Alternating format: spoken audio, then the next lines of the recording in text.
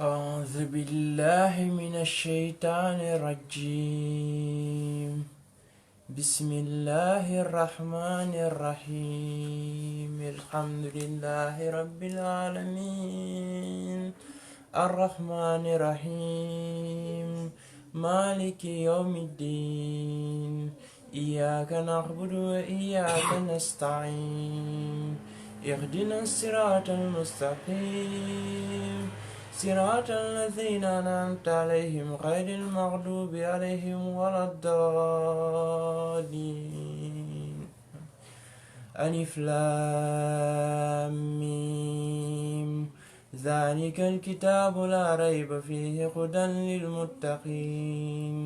الذين يؤمنون بالغيب ويقيمون الصلاة ومما رزقناهم ينفقون والذين يؤمنون بما أنزل إليك وما أنزل من قبلك وبالآخرة هم يوقنون أولئك على هدى من ربهم وأولئك هم المفلحون. إن الذين كفروا سواء عليهم أأنذرتهم أم لم تنذرهم لا يؤمنون. ختم الله على قلوبهم وعلى سمعهم وعلى أبصارهم غشاوة ولهم عذاب عظيم. ومن الناس من يقول آمنا بالله وباليوم الآخر وما هم بمؤمنين يخادعون الله والذين آمنوا وما يخدعون إلا أنفسهم وما يشعرون. في قلوبهم مرض فزادهم الله مرضا ولهم عذاب أليم بما كانوا يكذبون. صدق الله العظيم.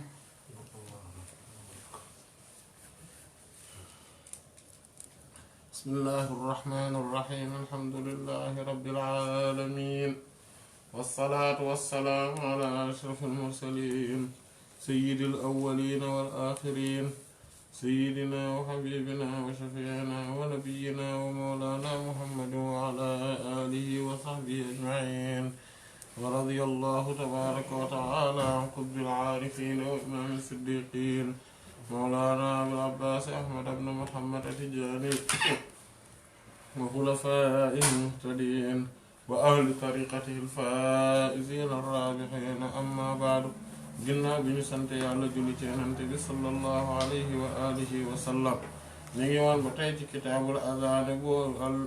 al-jaami' as-sahiih wal imaam amirul mu'miniin abu abdillah muhammad ibn ismail al-Bukhari alayhi rahmatu wa ridwaanul baari. ci suñ jotaay bi weesu gisoon nañ ci baabu maa yaqulu ba'da takbir, bunt bi nga xamante ne moom mooy wax ana lan la ñuy wax ginnaaw kàbbara. gisoon nañ ci yenn ci masala yi nga xamante ne moom moo ci aju woon, comme ci xadiisu sayidna anas ibn malik radiyallahu taala anhu bi nga xam ne moom lañ njëkkoon a gis. mu ne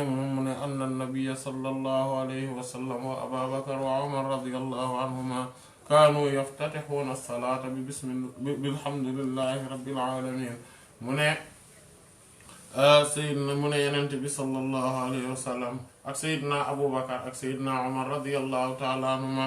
ñoom dañ daan ubbee seeni julli di ko tàmbalee ci alhamdulillahi rabbil alamin. gisoon nañ ci wuute yi nga xamante ne moom la ci boroom xam-xam yu wuute woon rahmatullahi alayhim, bi nga xamante ne ñoom ñooy fuqaha maanaam ñi nga xamante ne baat bi ni alhamdulillahi rabbil alamin li nga xam ne moom moo ci tegu mooy tegtal ni imam al-Bukhari rahimahullahu taala li nga xam ne moom la ci nootal moom mooy ne du noonu la ñuy tàmbalee bu ñu kàbbaree, waaye li nga xamante ne moom lañ ciy teg maanaam moom mooy du'a ul istiftah ginnaaw kàbbar gi. loolu moo tax mu indi xadiisu sayyid Abu Hurayrata radiyallahu taala anhu. waaye gisoon nañ ne kon bu ñuy julli mu ñu tàmbalee ci maanaam ne a'udhu billahi minash shaytanir rajim danañ ko wax, waaye ci suuf lañ koy wax sib nañ nag ku ko wax ca kaw. ngir ne alquran lañuy jàng te borom bi subhaanahu wa taala dafa wax ne wa ida qara'ta alqur'ana fasta'iz billahi min ash-shaytani ar-rajim wa ida qara'ta alqur'ana fasta'iz billahi min ash-shaytani ar-rajim bu fekkente ne da ngay jàng alquran na nga sàkkoo muslu ci yàlla mu musal la ci sheytaane bi nga xam ne dañ koo rëbb dañ koo jam maanaam mu ci loolu moo tax ñuy tàmbalee a'udhu billahi min ash-shaytani ar-rajim waaye laata loolu ñu war a def du'a ul istiftah loolu mooy li nga xamante ne mooy li wér comme ne hadith sayyidina Abu Hurayra radiyallahu ta'ala anhu bi nga xamante ne moom la gisoon boobu leeral na ko beneen mbir bi nga xamante ne moom moo ci tegu mooy ne bismillahir rahmanir rahim bi dañ koy wax bu ku ko waxul it maanaam yàqul sa julli waaye li nga xamante ne wuuteeg li nga xam ne moom la Shaafi'i yi wax rahmatullah alayhim ne bu dee dañuy julli ci kaw danga ko war a wax ci kaw soo ko waxul sa julli day yàqu maanaam bu boobaa dinañ gis ne mbooleen borom xam-xam yi dëppoo nañ ci benn mbir mooy ne ku wax bismillahi rahmaani rahim bi sa julli dara du ko yàq waaye nag wuute nañu ci ku ko waxut nag Shaafi'i yi nee nañ sa julli day yàqu maanaam nga gis ne kon bu ñu xoolee loolu li ëpp li gën a dal xel ala kulli xaalin moom mooy di ko wax amma nag wax ko di ko lëkkale ne bismillahi rahmaani rahim lëkkale ko alhamdulillahi rabbil alamin cheikh na Ahmad Tijaani radiallahu taala anhu ak ku mel ni cheikh Abdul Aziz Dabakh radiallahu anhu ñoom dañuy insister ci nit ki di ko def maanaam comme li cheikh Abdul Aziz Dabakh wax radiallahu anhu ci kitaabul Ibriz ne loolu aarif billah yu mag yi xam nañ ne am na mbuut mu mag boo xamante ne moom moo fa nekk comme ni nga xamante ne loolu nëbbuwul ñi nga xam ne ñoom ñoo soobu ci wàllu woowu te xam mbuut bi nga xamante ne moom moo fa làqu te ci diggante boobu maanaam jàng giñ koy jàngale ci la ismullahi al-azam nekk comme ni nga xamante ne noonu la saxee ci muhaqqiquuna yi ci borom ci nitu yàlla yu mag yi radiyallahu taala anil jamii moom mu nekkoon gis nañ mu nekkoon allah yonent bi sallallahu alayhi wa sallam suy julli maanaam bu kàbbaree dafay wax allahumma ba maanaam comme ni nga xam ne noonu la ko sayyidina Abu Hurayra radiyallahu anhu laaje ne ko noppi gi ngay noppi diggante kàbbar gi ak li nga xamante ne moom mooy njàng alquran bi maa ngi lay laaj ci sama ndey ak sama baay bi ma la jëndee moom laa lay laaj lan ngay wax mu ne dama naan allahumma baa'id bayni wa bayna xataayaaya kama baa'adta bayna al-mashriqi wal maghrib allahumma naqqini min al-xataayaa kama yunaqqa ath-thawbu al-abyadu min ad-danas allahumma ighsilni min xataayaaya bil-maa'i was-salji wal-barad moom gisoon nañ tamit ba buntu boo xamante ne indi nañ ci xadiisu salaatul kusuuf bu sayyidatuna Asmaa radiyallahu taala anha bi nga xamante ne kon moom la nettali salaatul kusuuf ak bi nga xam ne moom la ci yenente bi sallallahu alayhi wa alihi wa sallam gisoon nañ ci ba tàmbali woon nañ ci baabun raf'ul basari ila al imaam fi salaa buntu bi nga xamante ne moom mooy wax yëgati gi ñu yëgati kat maanaam bët yi jëme ko ci imaam bi ci biir julli gisoon nañ ci xadiis sayyidatu Aisha bi radiyallahu taala anha bi nga xam ne muallaq la maanaam nga xam ne mu ne yenente bi sallallahu alayhi wa sallam ci biir julli bi mu ne damaa gis fa ra'aytu jahannama yaxtimu ba'daha ba'dan xiina ra'aytumuni ta'axxart maanaam gis naa jahannama muy lenn li di lekk leneen li ci moom bi nga xamante ne moom ngeen ma gis ma dellu ginnaaw ci maanaam jamono ji muy julli gisoon nañ ci xadiisu Seydina Xabbaab ibn al-Arat radiyallahu taala anhu bi nga xamante ne laaj nañ ko ndax daan yenente bi sallallahu alayhi wa sallam daan na jàng alquran ci biir tisbaar ak tàkkusaan mu ne waaw ñu ne ko ana nan nga ko xame nan ngeen ko doon xame mu ne bittiraabi lihyati ci yëngatu bi nga xamante ne moom la sikki moom gi doon yëngatu maanaam ci loolu ci la ñuy gisee ni tari googu nga xamante ne moom la doon tari gu fës la woon te it maanaam làmmiñ bi doon na yëngatu naka noonu tuñ yi doon na yëngatu ci kaw loolu la maanaam sikkim bi di mën di yëngatoo loolu lañ koy xamante loolu day tegtale tamit ne ñoom ñi ngi ko doon gis te ñi ngi ko doon xool di bàyyi xel ni nga xamante ne noonu la doon jullee mu léegi nag nga gisoon nañ ci tamit xadiis sayyidina al-Barra ibn Aazib radiyallahu taala anhu bi nga xamante ne dafa wax ne ñoom buñ daan julli ci ginnaaw yenente bi sallallahu alayhi wa sallam moom bu yëkkatee boppam ñoom bu ñu yëkkatee seen bopp ci rukoo bi maanaam dañuy maanaam dañ koy yëkkati ba taxaw maanaam ñool du ñu dem sujjóoti ji lu dul mbete xanaa ñu gis yenente bi sallallahu alayhi wa sallam daal di rot sujjóot maanaam ba sujjóot carrément ñoom ñuy doog a sujjóot ak maanaam ñoom ñuy doog a rot sujjóot loolu mooy xadis yi nga xamante ne gisoon nañ ko léegi nag ñu yeggale xadis yi nga xamante ne ba tey ñoom ñoo nekk ci buntu boobu qaala bil isnaadil muttasil fi awwal kitaabi li haddathana Ismaa'il te moom mooy al imam Abu Abdullah Ismaa'il ibn Abdullah ibn Ways ibn Malik ibn Abi Amir al Asbahi rahimahullahu taala di jarbaat ci imaamu Malik rahimahullahu taala maanaam te naka noonu moom mu ngi génn àdduna 226e année wala boog mi ngi gane àdduna 139e année génn àdduna 226e année ginnaaw gàddaay Yonent bi sallallahu alayhi wa alihi wa sallam imam al-Bukhari ak imam Muslim rek ñoom ñoo solo ay xadiisam rahimahullahu taala rahmatan waasi'a moom muy jarbaat ci imaamu Malik rahimahullah ba tax yàgg ak moom ma tax imam al-Bukhari rahimahullahu taala di bàyyi xel riwaaya yi nga xamante ne moom la riwaaya ci Muwatta loolu moom moo tax muy solo ci moom xadis boo xamante ne dafa bëgg daf koy bëgg jëlee ci Muwatta bu imaamu Malik rahimahullahu taala te waxoon nañ ne la imam al-Bukhari rahimahullah su bëggee jël xadis bu mu nekk ci Muwatta bu imaamu Malik dafa am ay sëriñ yu mu tànn ku njëkk ki moom mooy Abdullah ibn Yusuf at-Tinnisi ki ci des moom mooy Ismaïl ibn Abi Uways bi keneen ki ci des moom mooy Abdullah ibn Maslama ibn Qanab al-Qanabi ki ci des moom mooy al imam Qutayba ibn Sa'id al-Baghlani léeg-léeg nag bu fekkente ne daf koy solo mu indee ko ci Abdullah mooy al imam Abdullah ibn Wahb al-Misri rahmatullahi ala al-jami' waaye bu fekkente ne ci ku mujj ki la moom day solo ci keneen kooku solo ci keneen moom mu ne qaala mu ne haddathani Malik imam Malik moo ma nettali maanaam te moom daf koy wax ngir ne moom mook axbarana wala axbarani benn la ci moom te it ngir ne moom loolu moom moo ko laaj imam Malik ne ko yi may jàngee ci yow ndax mën naa ko waxee noonu mu ne ko waaw loolu moom moo tax mu ne haddathani Malik an mooy imaamu Malik imaamu daarul hijra Malik ibn Anas ibn Malik ibn Abi Amir al-Asbahi al-Himyari rahimahullahu taala gane àdduna 93e année ginnaaw gàddaay Yonent bi sallallahu alayhi wa alihi wa sallam génn àdduna 179e année ginnaaw gàddaay Yonent bi sallallahu alayhi wa sallam ay xadiisam nekk ci kutubu sitta mu nekk imam bu mag nekk nga xamante ne moom mooy doj bu mag boobu nga xam ne kenn du laaj ay mbiram mu ne an Zayd ibn Aslam te moom mooy imam waa Madinatul Munawwara ala saakiniha afdalu salaatu wassalaam bokk ci borom xam-xam yu mag yi ci jamono taabi'i rahmatullahi alayhim maanaam ci taabi'i yu ndab yi moom mooy Abu Usama dañ koy tamit Abu Abdullah Zayd ibn Aslam al-Qurashi al-Adawi rahimahullahu taala di doomi Aslam bi nga xamante ne moo daan ànd ak Sayyidina Umar ibn al-Khattab radiyallahu taala anhu waaye naka noonu mooy ki nga xamante ne mooy baayu Abdurrahman ibn Zayd bi nga xamante ne moom mooy ki nga xam ne mooy imaamu bu mag boobu di tafsir nga xam ne imam at-Tabari bëri na lu muy soloo ci moom di bàyyi xel ay waxam ci tafsir loolu day tegtale ne ñoom ay nit ñu sell lañ nekk noonu ay boroom xam-xam yu mag lañ la ko dalee ci doom jëm ci maanaam ci bàyyi jëm ci doom ja te loolu noonu mu melee noonu ànd ak loolu ñoom ay mawaali lañ maanaam ay jaam yu ñu goreel lañ loolu tamit day tegtale ne askan du wàññi nit dara maanaam su fekkente ne góorgóorlu na waaye bu fekkente ne nit ki askanamit dafa nekk ay askan wu mag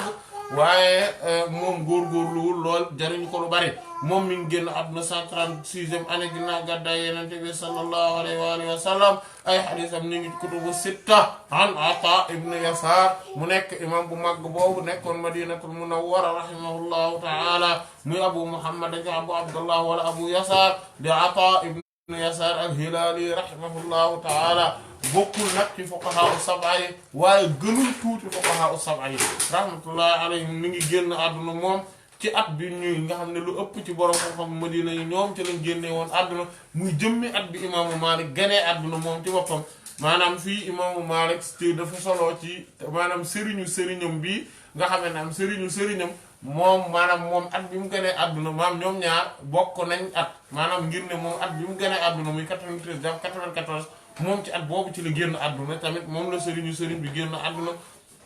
an Abdullahi ibn Abbas mooy Seydina Abdullahi Abul Abbas Abdullahi ibn Abbas ibn Abdul Muttalib ibn Hashim ibn Abd Manaf di nga xamante ne mooy doomu bay taxu Yonent bi sallallahu alayhi wa sallam wala boog dañ ko wax doomu baay maanaam wolof loolu lay wax doomu baay muy doomu baayu yenente bi sallallahu alayhi wa alihi wa sallam mi ngi gane àdduna ñetti at laata gàddaay yenente bi sallallahu alayhi wa alihi wa sallam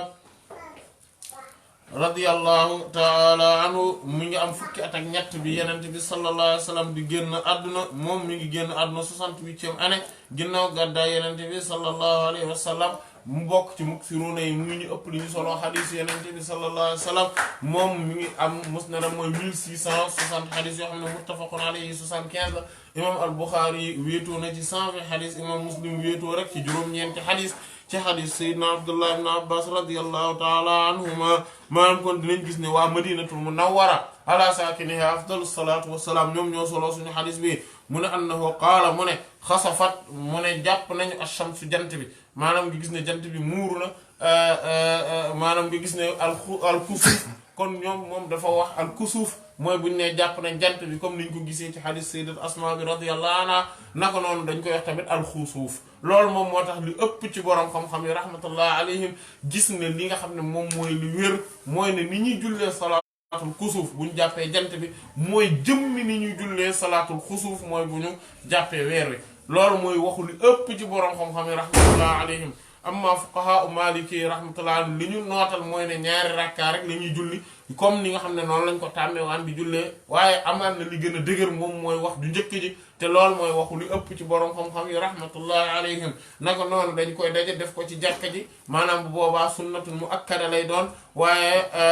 naka noonu amma ci fuqaha maliki rahmatullah ñoom yëg dañ ko tuddee rek sunna dégg nga loolu kon moom moo wuutale borom xam-xam yi rahmatullahi alayhim mu ne kon bañ jàppee jant bi ala ahdi rasulillahi ci jamono ndawal yàlla li sallallahu alayhi wa sallam jàpp nañ ko fa salla mu daal di julli qaalu ñu ne maanaam mooy sahaaba yi radiyallahu anhum ne ko ya rasulallah ey yow ndawal yàlla le sallallahu alayhi wa sallam ra'aynaaka gis nañu la tanaawalu ngay jottaliku shay'an dara fii maqaamika ci sa taxawaay gi maanaam fii nga taxaw gis nañ la nga yuutu dara di yokkamtiku maanaam di jottali ko dara maanaam loolu lan la kon lii summa topp ra'aynaaka ñu gis la ta nga delluwaat ginnaaw maanaam ñu gis de kon nga taxaw daal di yokkamtilu def nii teg sa tànk jekki-jekki ñu gis la nga daal di delluwaat ginnaaw mu dégg nga loolu qaala mu ne inni naka man ra'aytu dama gis maanaam lii kon moom mooy tegtale li tax imam al Buxaari rahimahullahu taala indi hadis bi fii maanaam mooy ne nit ki mooy loolu day wane ne saxaaba yi ñu ngi doon xool yenente bi sallallahu alayhi wa alihi wa sallam wala boog bi mu defee noonu maanaam yëkkati nañ seen bopp xool ko maanaam di xool ana nan lay def loolu bi nga xamante ne moom la ko def mu ne inni ra'aytu man damaa gis aljanna fatanawaltu ma daal di jottaliku min haa ci moom onqoodan aw car maanaam ab ñam boo xamante ne dafa nekk ci foofee mu ne walaw axadtuhu ay way bu ma ko jàppoon la akaltum gin naa ni kon doon ngeen lekk min hu ci moom maa baqiyat feek mi ngi des ad dunya adduna maanaam feek addunaa ngi des maanaam ci ñamu àdduna googu su doon ne indi naa ko teg naa jëloon naa ko rek maanaam moo tax mu bàyyi ko finalement maanaam mais su mu ko jëloon rek kon mën ngeen cee toog fii di lekk yéen ñëpp ngeen ciy lekk fekk àddunaa ngi sax ñam bi du jeex ndaxte loolu mooy xaqee xew ñamu mbiru àjjana mbir la fa ne maanaam mbir la moo xamante ne du jeex loolu moom moo tax dégg nga mooy laa maqtu'atin wala mamnu'a loolu moom mooy du lu ñu dagg maanaam mooy loo xamante ne mi ngi nii ci kaw garab bi du lu ñu dagg waaye tamit du lu ñu xañ nit ki maanaam mooy lan mooy nit ki mi ngi koy lekk et en même temps mi ngi ci garab gi mu nekkoon maanaam loolu moom mooy mbir la moo xamante ne lu xajul tim xel la waaye lu wér la te mën a nekk ci aalamul xayal te moo tax àjjana loolu man faa amee naka noonu li nga xamante ne nag moom mooy kon bu ñu xoolee yeneen bi sallallahu alayhi wa sallam li tax lu tax kon daggu ko maanaam te pourtant mënoon na koo dagg bu boobaa xiif denc ci àdduna parce que bu boobaa boo loolu rek la nit ñi jël di lekk xiif denc ci àdduna waaye yeneen bi sallallahu alayhi wa sallam dafa xam xekma boroomam subhaanahu wa taala xam mu dëppoo atte bi nga xam ne moom la borom bi subhaanahu wa taala dogal ci ne ñami àjjana yi àjjana lañ koy lekkee waaye àdduna fii lu fi ne day jeex te lu dul jeex du am ci àdduna xikma boobu yàlla maanaam loolu yàlla tëral ne mbir mi nii lay demee yenent bi sallallahu alayhi wa sallam loola la xam tax mu ne li yàlla dogal naa dëppoo ak loola bu ma def rek li nga xamante ne moom mooy maanaam loo xam ne su ma ko defee xëy na dana ma neex xëy na dana neex ñeneen waaye naa def li nga xam ne mooy li neex yàlla te mooy lan mooy àdduna li fi nekk day jeex waaye allaaxira maanaam àjjana loolu la fa ne moom moo dul jeex kon bu boobaa nañ ko bàyyi àjjana bu boobaa du yéwén ñu koy indi ci àdduna nit ñi di ko jëfandikoo loolu mooy kon xikma bi day wane kon teggin gu mag bi nga xam ne moom la yenente bi sallallahu alayhi wa sallam amoon ak diggante mag boroomam subhaanahu wa taala mu nekk tamit loo xamante ne loolu teggin la goo xamante ne képp kuy soobu ci boroomam subhaanahu wa taala war na sàmmonte ak yooyu la teggin xadis bii nga xam ne mooy xadisul xusuuf wala xadisul kusuuf maanaam muy benn xew-xew bi ñu nettali ngir ni xew-xew bi benn yoon rek la am ci dundu yenente bi sallallahu alayhi wa alihi wa sallam mu ne imam al Buxaari rahimahullah taala indi na ko xadis mi numéro 1052 ak 5197 dana ko fa indiwaat imaamu Malik bi nga xam ne ci la solooyee ci moom indi na ko xadis numéro 508 imaamu Muslim indi na ko xadis numéro 907 imaam An-Nasaa'i indi na ko xadis numéro 1493 imam Ahmad indi na ko xadis numéro 2711 ak 3374 kon dañuy gis ne waa asxaabu kutubu sitta imam al-Bukhari imam Muslim ak imam An-Nasaa'i ñoo ko indi amma imam Abu Dawud imam At-Tirmidhi ak imam Ibn Maaja ñoom indi wuñu ko rahimallahu al-jamii' qaala bil-isnaad al-muttasil fi al-kitaab ilayhi haddathanaa Muhammad ibn Sinan te moom mooy Abu Bakar al-Bahili rahimahullahu ta'ala moom muy waa Basara mi ngi génn àdduna 223e année ginnaaw gàddaay Yonent bi sallallahu alayhi wa alihi wa sallam imam al-Bukhari solo na ci moom 25 xadis imam Abu Dawud solo ci moom ñeenti xadis su ma jumut bi mooy ñeenteel yoon tamit ñu gis ko ci saxiix bi imam at-Tirmidhi solo na ci moom benn xadis boo xamante ne daf koo jëlee ci al imam al-Bukhari maanaam dafa xaddathana Muhammad ibn Ismail al-Bukhari qaala xaddathana Muhammad ibn Sinan naka noonu al imam Ibn Maaja solo na ci moom benn xadis kon dinañ gis ne waa asxaabu kutubu sitta ñoom ñëpp solo nañ ko moom des imam Muslim ak imam An-Nasaa'i rahmatullahi ala al-jamii mu ne qaala xaddathana Fulayhun muy imam bu mag boobu tamit ba tey muy Fulayh ibnu Sulaymaan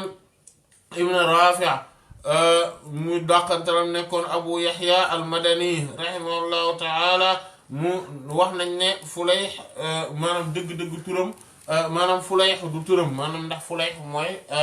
ku texe maanaam dañ koy askanale loolu waaye que ni turam dëgg-dëgg Abdul Malik la waaye Fulayh dafa dem ba nga xamante ne moom moo noot ci moom mu nekk kon moom mu nekk waa Madinatul Munawwara ala saakiniha afdalu salaatu wassalaam moom nag sëriñ la maanaam moom moo mag maanaam moo mag tuuti imaamu Malik rahimahullahu ta'ala mi ngi génn wala boog maanaam ci wala boog maanaam sëriñu imaamu Malik la voilà dégg nga dañuy wax tamit ne mi ngi gane àdduna ci lu jamonoy saxaaba yi maanaam waaye ci mujjantelu jamonoy saxaaba yi maanaam jamonoy saxaaba yi ci la gane àdduna kon li mu magee imaam Malik bëriwul ndax imaam Malik moom jamonoy saxaaba yi tuutee ko ci rëcc ndax 94e année la gane àdduna 93 94 kooku tuuti la ko jamono la ko saxaaba yi mage maanaam la rëccee saxaaba yi moo tax sax am na sax ñuy wax ne taabi'i la am na ñuy wax ne sax gis na saxaaba wala fekke na jamonoom wala yu mel noonu xaqiiqatan li nga xam ne mooy li wér ci mbiri imaamu Maalik mooy taabi'i la dégg nga moom mi ngi moom nag moom ak imaam Maalik tuuti dégg nga nekk koo xamante ne imaam al-Bukhari rahimahullahu taala dafa solo ci moom ci saxiixam loolu moo tax al imaam Ibn Adi rahimahullahu taala daal di dëgëral ay mbiram naka noonu am na ay xadis mu ne mu teg ci ne xadisam yi wér nañ maanaam wala woo ahadisum saaliha maanaam xadisam yi daal baax nañ moo tax mu ne indi hada indi la ba'sa bihi man daal kii amul loo xamante ne lu néew la ci moom lu tax ngir ne dafa am ñoo xamante ne dañu jàpp ne dafa daif moom Fulayh waaye xaqiqatan li nga xam ne moom mooy lu wér ci mbiram mooy ne saalihul xadis la maanaam xasan la maanaam ku xadisam dëgër na maanaam baax na solo na ay xadis yu bari rahimahullahu taala mi ngi génn àdduna 168e année ginnaaw gàddaay Yonent bi sallallahu alayhi wa alihi wa sallam mu nekk sëriñu imam al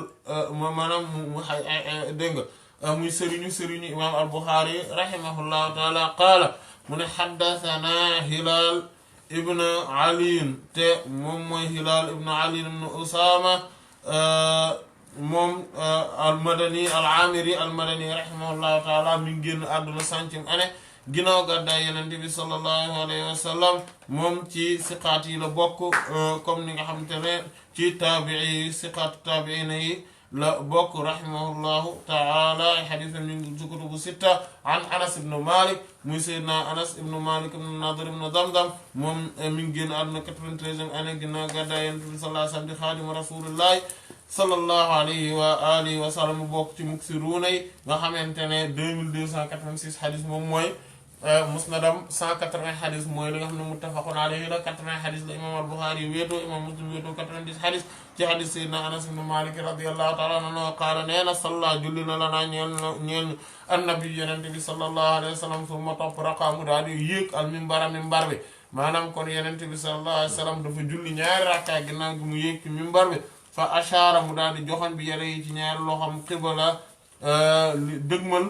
qiblatul masjidi maanaam qiblay jàkka ji maanaam kon mu jàkkaarloo nit ñi daal di joxoon li nga xam ne moom mooy wàllu qiblay jàkka ji summa qaala mu ne laqad giñ naa ni waat naa ci ne raaytu dëgg-dëgg raaytu gis naa al aana tey maanaam léegi nii munzu sallaytu li ko dalee ci bi may julli maanaam bi ma jullee lakum ñeel leen as-salaata julli ji maanaam li ko dalee ci julli gi ma leen jullee gis naa aljanna wan naara ak sawara mu masala tey ni ñu melalal ma ko maanaam ma gis leen nii ñu melal ma ko fii xiblati ci xibla haadal jidaari bi la miir maanaam sàkket wii ci xibla miir bi moom laa gis aljanna ak safara ñoom ñii falam arate musuma gis kal yow ni ko bis ni ko tey fil xayri ci lu baax wa sharri ak lu bon maanaam mooy musuma gis lu baaxee ni àjjana naka noonu lu nekki xiiwul ne àjjana naka noonu musuma gis lu nekkee musiba ke ni sawara nekkee musiba mu wax ko salaasan ñetti yoon loolu nag day tegtale ne maanaam àjjana ak sawara tamit am nanu ba léegi dégg nga loolu day tegtale ne àjjana ak sawara dafa nekk loo xamante ne lu ñoom yu am lañu ba léegi te am nanu ba noppi moo tax xadis bi nga xamante ne moom la ñu soloo ci Fulayh maanaam boo ko xoolee maanaam day dëgëral rek li nga xam ne moom mooy xew-xew bi nga xam ne moom la wax maanaam mooy xadis bële maanaam même jëmmi événement bi la moom lay nettali noonu ne loolu gis na ko te ba mu ko gisee itam daf koo gis mu nekk jëmmi mbir mi nga xamante ne ba tey maanaam moom la nettaliwaat moom la nettali et que dafay wax fi nga xamante ne ci yeneen xadis yi weesu kañ la ko gis ak fan la ko gisee ak naka la ko gisee maanaam loolu moom lay nettali ci yeneen xadis yi nga xamante ne moom mooy xadis bii nii mooy ne dafa yéeg ci kaw minbar bi muy nettali loolu day wane tamit ne salaatul kusuuf su amee dañuy def imaam bi day def xutba waaye lii tamit day dëgëral ne àjjana kon ak sawara am nañ maanaam et que àjjana xéewal ya fa ne léegi def nañ ko fa nii ndax su du toll loolu yenente bi sallallahu alayhi wa sallam du tàllal loxo ngir ne daf koy jot naka noonu tamit sawara ak mbugal mu fa gis ak la mu fa gis loolu bu doon ne amagut kon day nekk loo xamante ne du jar mu ko maanaam du ko mën a tudd waaye loolu day tegtale tamit li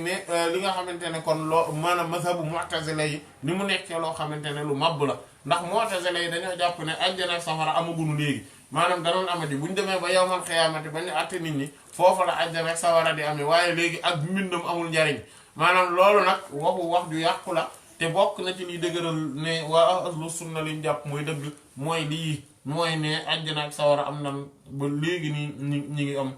wallahu taala alam xadis bi gisoon nañ ko xadis numéro 540 ak dinañ ko gis insha allah xadis numéro 6362 6468 7089 ak 7294 imam al-Bukhari kon foofu yëpp dina ko fa indiwaat imam Muslim indi na ko ñetti yoon ci xadis numéro 2359 imam an-Nasa'i indi na ko xadis numéro 1363 imam Ahmad ibn Hanbal indi na ko xadis numéro 12659 12820 13289 13666 ak 13718 kon dañ gis ne waa ashaabu kutubu sitta ñett ñi ñoo ko indi imam al-Bukhari imam Muslim imam an-Nasa'i ñi nga xam ne ñoom ñoo ko indiwul ci waa ashaabu kutubu sitta mooy imam Abu Dawud imam at-Tirmidhi ak imam Ibn Maaja rahimallahu al-jamii.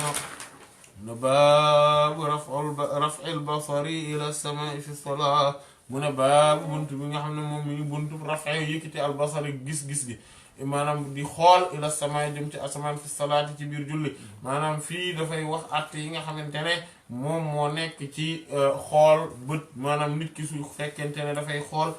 li nga xam ne moom mooy yëkkati gi nit ki di yëkkati bëtam yi jëm ci julli li nga xam ne moom mooy mboolem borom xam-xam yi rahmatullah alayhim li ñu dëppoo mooy ne dañ koo sib maanaam ne nit ki di julli di xool ci kaw asamaan si loolu dañ koo sib amma ñi nga xamante ne te lu mel ne zahiri rahmatullah alayhim mbooloo ci ñoom dañ dem sax ba ni dafa xaram maanaam ci anam maanaam ci moom te loolu moom mooy li nga xamante ne moom moo ci des loolu nag moom mooy su dee dañuy julli maanaam di julli di yëkkati sa bët di xool ci kaw asamaan si loolu moom lañu maanaam moom la borom maanaam yenente bi sallallahu alayhi wasallam di jàngale fii ak ci biiram te danañu wax lu tax ñi nga xamante ne ñoom ñooy zahiri rahmatullah alayhim di wax ne dafa xaraam amma ñi nga xamante ne nag moom mooy lu ëpp ci borom lu bari ci borom xam-xam yi rahmatullah alayhim am na ci ñoom ñoo xamante ne tamit dañ koo sib xattaa ci lu dul julli maanaam ci ñaan maanaam di ñaan di yëkkati sa lox sax di xool ci asamaan si maanaam loolu am na ci borom xam-xam yu ko sib waaye nag lu ëpp ci borom xam-xam yi daganal nañ ko ngir ne dañoo wax ne ñaan moom mooy xib maanaam asamaan si moom mooy xiblawu ñaan yi comme ni nga xamante ne noonu la kaaba gi nekkee xibla julli loolu moom moo tax tey bu ñu xoolee yenente bi sallallahu alayhi wa sallam bokk na ci lii dëgëral ne loolu du lu nu tere comme ni ko alquran waxe qad nara taqallubu wajhika fi sama falanuwalliyannaka qiblatan tardaha fa walli wajhaka shatra al masjidil haram mu ne gis nañu sa ngay jàllar bi sa xar kanam di ko jëmee ci asamaan si maanaam di xool nii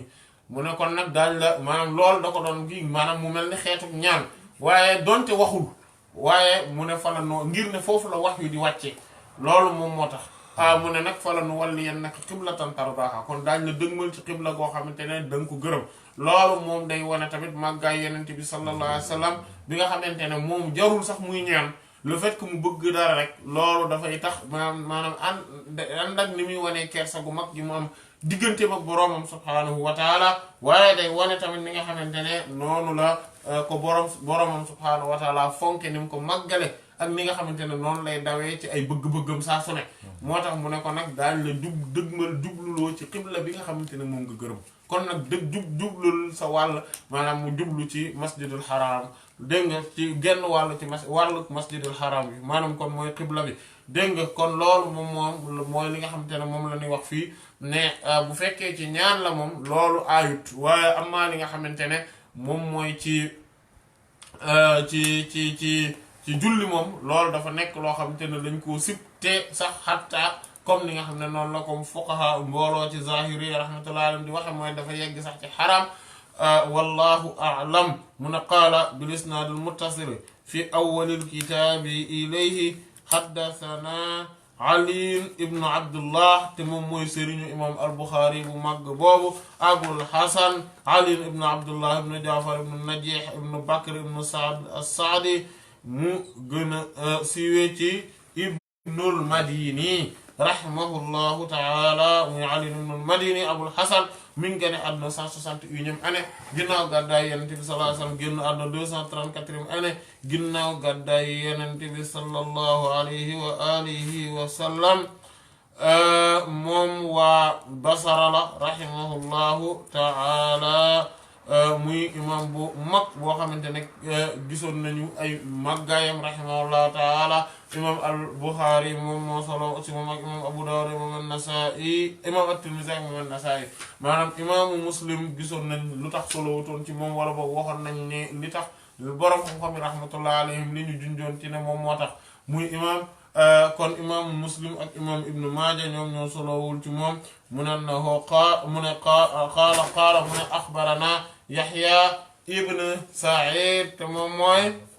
ibn Farrukh al-Qattan rahimahullahu taala di waa Basra moom tamit dégg nga kon maanaam muy Abu Saïd al-Basri al-Qattan moom mi ngi gane àdduna 120e année ginnaaw gàddaay Yonent bi sallallahu alayhi wa sallam génn àdduna 198e année ginnaaw gàddaay Yonent bi sallallahu alayhi wa sallam ay xadiisam ñu ngi ci kutubu sitta mu ne qaala haddathana ibn abi Aruba muy imam bu mag boobu Sa'id ibn abi Aruba al-Adawi muy Abu Nadr ibn Mihran al-Yashkuri di waa Basra tamit rahimahullahu taala mi ngi génn àdduna 157e année ginnaaw gàddaay Yonent bi sallallahu alayhi wa sallam di imam bu mag ay xadiisam ñu ngi ci kutubu sitta mu ne qaala haddathana Qataada moom mooy al-imaam Abul Xattaab Qataada ibn Di'aamah ibn Qataada ibn Aziz ibn Amr ibn Rabi'a ibn Amr ibn al-Haaris ibn Saduus mu ne ñaan ko as-Saduusi rahimahullahu ta'ala muy waa Basra tam nekk seen imam bu mag gane àdduna 60e année ginnaaw gàddaay Yonent bi sallallahu alayhi wa sallam génn àdduna 117e année ginnaaw gàddaay Yonent bi sallallahu alayhi wa sallam hadiisam nekk ci kutubu sitta an Anas muy Anas muy ibn Maalik radiyallahu ta'ala maam ñu gis ni ñi ñëpp waa Basra lañ maanaam muy Seydina Anas ibn Maalik radiyallahu ta'ala anhu haddathahum wala nettali mu ne qaala nee na mu ne qaala nabi Yonent bi sallallahu alayhi wa sallam nee na maa baalu ana lan moo xew ba aqwaamin ay nit yarfa'una ñu yëkkati absaarahum seen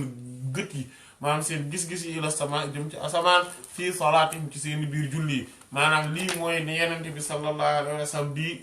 yeddee nit ñi maanaam moom doon toon ñëw ne diw yow def nga lii ak lii lu tax nga def loolu jaaduwul bàyyi li ngay def Yonent bi doon doxee la noonu ni mu doon def mooy danaan lan moo tax mu am nit ñoo xam ne dañuy def nangam ak nangam maanaam loolu lay wax maanaam ngir ne du nekk koo xamante ne ŋaññaakoon la maanaam nag du tamit koo xamante ne rëbbaakoon la sallallahu alayhi wa alihi wa sallam mu ne kon lan moom moo tax ñu yëkkati seen bët yi dégg nga seen gis-gis yi di ko yow yëkkati ci asamaan mu ne fashtadda mu daal di taral qawluhu waxam fii zalika ci loola loolu day tegtale ci ni nga xamante ne ñoom maanaam Yonent bi sallallahu alayhi wa sallam noonu la nekkee koo xamante ne bu gisee lu jaaduwul noonu la ci tare te da koy wax te noonu la ci nekkee koo xamante ne tamit dañ ciy gis ne lii kat naqari na ko te lii moom ni mu gisee mbir mi moom mooy ak ñàkk a jaadoom mu ne xattaa mbete qaala mu ne la yantahunna mu ne giñ naa ni di ngeen danañu bàyyi an zalika wëllif loola maanaam daañu daytal loola dana fi yem loolu duñ ko def aw wala boog la tuxtafanna wala boog def na fëq absaarahum seen gis-gis yi maanaam seen bët yi def na ko fëq def na maanaam loolu day wone maanaam ni nga xam te ne noonu la mbir mi réy ci kanam Yonent bi sallallahu alayhi wa sallam lii nag day dëgëral waxu zahiri yi ngir ne manuñoo gis lu mel nii ni Yonent bi sallallahu alayhi wa sallam di ci taree nii ak di ci waxee nii fekk nag taxu koo ay googu ay dañ koo sit dong maanaam loolu xëy na du loo xamante ne maanaam ci mbir moom maanaam lu mata bàyyi xel la xadis bi imam al Buxaari rahimahullahu taala fii rek la ko indi imam Abu Dawuda indi na ko xadis numéro 913 imam Ibn Maaja indi na ko imam an-Nasaa'i indi na ko xadis numéro 1193 imam Ibn Maaja indi na ko xadis numéro 1044 imam Ahmad Ibn Hanbal indi na ko xadis numéro 12065 12104 12146 12155 12426 ak 13710 kon dinañ gis ne waa asxaabu kutubu sitta ñeent ñoom ñoo ko indi mooy imam Bukhari imam Abu Dawud an-Nasaa'i ak Ibn Maaja amma imam Muslim ak imam at-Tirmidhi ñoom indiwuñ ko mu bokk ci xadis Seydina Anas ibn Malik radiyallahu taala anhu yi nga xamante ne imam al-Bukhari da ko wéetoo walif imam Muslim beneen mbir bi ci nekk moom mooy ne mboolem ñu ko indi ci waa ci kutubu sitta maanaam ñoom ñëpp kenn ku ci nekk benn yoon rek nga ko indi rahimallahu al-jamii wallahu a'lam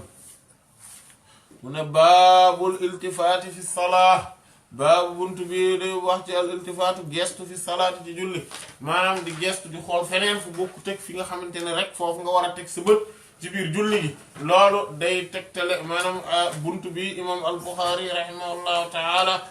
da ko nose ngir di leeral maanaam ngir di indi wax yi nga xamante ne moom moo ci am mu indi ay xadis yoo xamante ne dañuy tegtale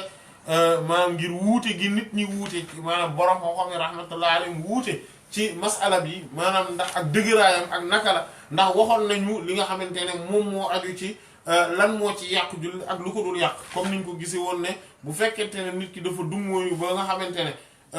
dafa dummóoyu ndigg li ba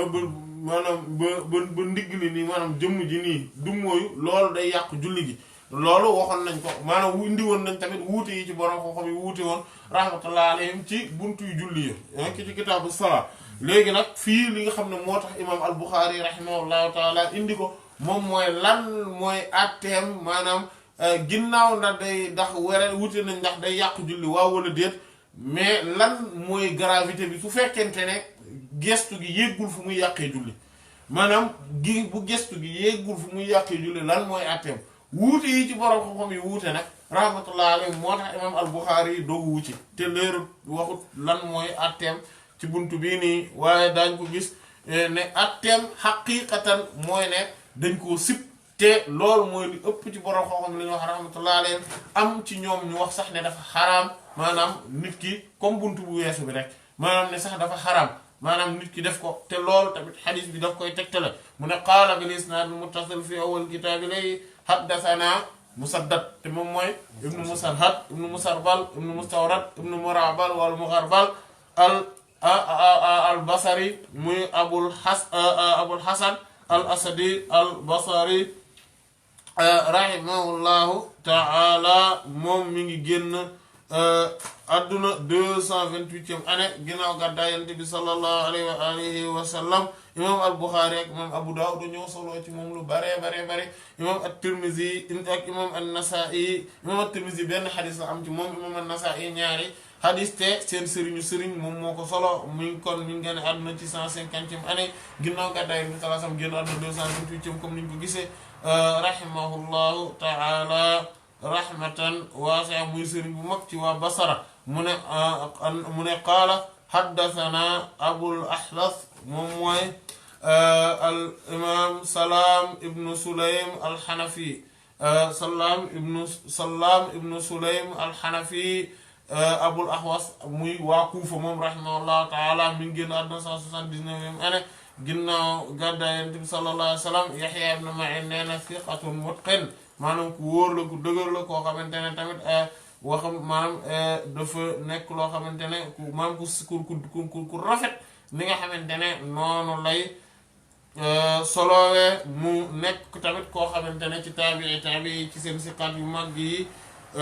la bokk mu nekkoon tamit nit koo xamante ne nit ku sell lañ ko xamee woon mu ne qaala haddathana Ash'as ibnu Sulaym te moom mooy Abu Yazid Ash'as ibnu Abi Sha'tha ibnu Aswad maanaam te moom mooy Abu Yazid mooy dàqantalam Abu Yazid al-Muharibi moom tamit waa Kuufa la moom xadiisam tamit nekk ci kutubu sitta rahimahullahu taala an abihi te moom mooy Abu Sha'tha comme moom nga xam ne moom gisoon nañ ko muy Sulaym ibnu Aswad ibnu Hanzala muy Abu Sha'tha al-Muharibi di waa Kuufa moom tamit rahimahullahu taala moom mi ngi génn àdduna 82e année ginnaaw gàddaay Yonent bi sallallahu alayhi wa alihi wa sallam moom mooy taabii bu màgg boobu nga xamante ne gisoon nañ ko ne imaam Abu Hatim ar-Razi rahimahullah dafa waxoon ne laa yusalu anhu dafa kenn du laaj ay mbiram maanaam itam moom nag ku màgg la ko xam dafa takkoo woon ak Sayyidina Ali karramallahu wajhahu dégg nga al-Hafiz ibn Hajar rahimahullah taala ne thiqatun bi ittifaq mu ne an Masruq te mooy xadisam tam ñu ngi ci kutubu sitta an Masruq te mooy Masruq ibn daa alhamadani rahimahullahu taala abu aisha mooy daqantalam alhamadani alwaadii moom it di waa Kuufa nekkoon qaadi bu mag foofu rahimahullah génn àdduna 62e année ginnaaw gàddaay Yonent bi sallallahu alayhi wa sallam xadis bi nekk ci kutubu sitta an aisha ummul mu'minin radiyallahu taala anha sayyidatuna aisha bint abu bakr sayyidina abu bakr radiyallahu taala moom mooy abdullah ibnu usman ndax usman mooy abu quhaafa ibnu amir ibnu amr ibnu kaab ibnu saad ibnu taym ibnu murra foofu la bokk ak Yonent bi sallallahu alayhi wa sallam di soxna Yonent bi sallallahu alayhi wa sallam radiyallahu taala anha ummul mu'minina ñu koy al-Humayra habibatu rasulillahi sallallahu alayhi wa sallam at-tayyibatu bintu tayyib as-siddiqatu bintu siddiq muy ummu abdullah muy daaxantalam comme magam asma moom tam ummu abdullah mooy daaxantalam mi ngi génn àdduna 58 année ginnaaw gàddaay Yonent bi sallallahu alayhi wa sallam musnadam mooy 2210 hadis yoo xamante ne muttafaqun alayhi mooy 174 yoo xam ne imam al-Bukhari mi ngi wéetoo ci 54 hadis imam Muslim wéetoo ci 69 hadis ci hadis Aisha radiyallahu ta'ala anha qaalat nee na sa'altu laaj naa rasulullah ndawal yàlla li sallallahu alayhi wa sallam anil iltifaati ci di gestu fi salaati ci julli maanaam mooy bu may julli ba jékki-jékki rek am lu xew ma daal di tourner xool maanaam xool loola maanaam loolu lañ ci duglu te wulewuñ gestu gi nga xam ne da ngay gestu carrément ba nga xamante ne non loolu day yàqu julli maanaam mais gestu gu mooy di xool feneen di xool lan mooy yàqu julli gi te ànd ak loolu borom xam-xam yi dëppoo nañu rahmatullahi alayhim ci ne maanaam nekkut loo xamante ne lu gën la saxaaba yi radiyallahu anhu ku mel ne Seydina Abdullah ibn Zubayr ibn Awwam radiyallahu ta'ala nga xam ne mbir mu rëy daan xew fekk daan jiite nit ñi mais daan taxaw mel ni picc moo mës nay julli ci kaaba gi xat bokkul sax ci kii mais naafil taaw ci buntu kaaba gi ba picc bi da koo foogoon bant maanaam ñu taxaw ci kawam maanaam nga gis nga loolu mooy ne nekkutoon koo xamante ne maanaam da yëngatu day def loolu dafa wuuteeg al-xusuu gi nga xam ne moom lañ doon wax boo xoolee buntu yii di ñëw yii yëpp imam al-Bukhari rahimahullahu taala da leen indi ginnaaw bi mu indee baabu xusuu fi salaat maanaam buntu maanaam di toroxlu nit ki ni mu war a toroxloo ci julli maanaam kon di wax ne yii yëpp ci biir julli gi mën naa am yu yàq julli gi mën naa am yoo xamante ne du ko yàq waaye dafa xaraam am yoo xamante ne yëggul ci xaraam waaye dañ koo sib maanaam yooyu moom moo tax mu indi buntu yii nii fii